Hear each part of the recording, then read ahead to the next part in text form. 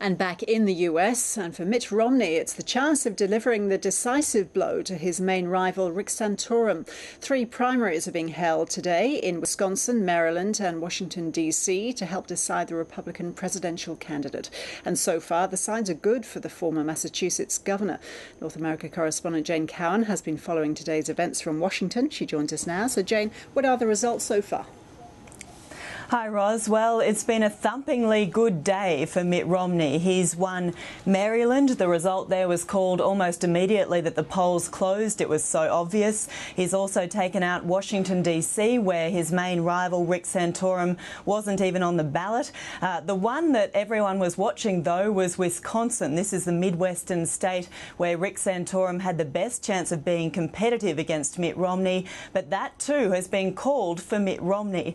Now, this is the hat trick that Romney had been hoping for. It's not unexpected. Polls had been favouring him in all 3 places.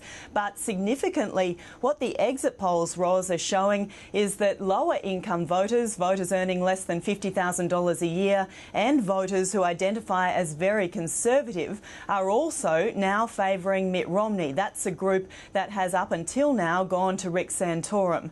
But let's have a listen to Mitt Romney claiming victory just a little while ago in Milwaukee.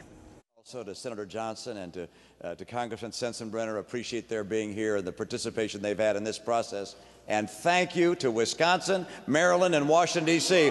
We won them all.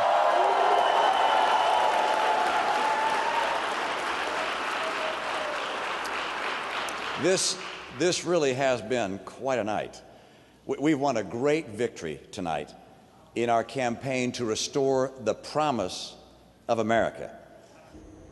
So, Jane, why is today's result so important?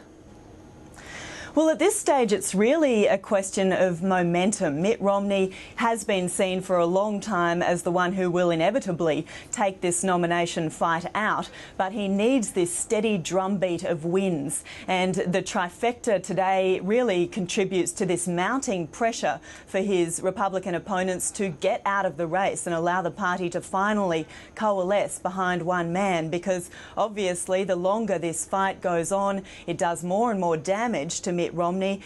He's being forced to take more and more conservative positions on issues to neutralise his Republican opponents, and those are positions that will undermine his appeal in the general election to independent voters, who will likely decide whether it's the Republican contender or Barack Obama who wins in November. And it's also depleting resources that Mitt Romney could better be directing towards fighting Barack Obama rather than another Republican. So is this the end of the road now for Rick Santorum? Well, not necessarily, surprisingly. Rick Santorum is calling this half-time. He's vowing to go on.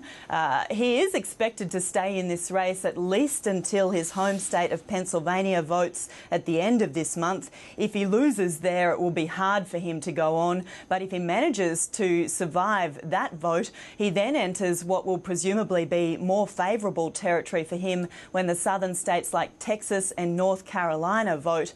But Mitt Romney's opponents, even if they know now that they can't beat him, what they're trying to do is to deny him as many delegates as possible so that they can wield some influence over him at the Republican convention in August.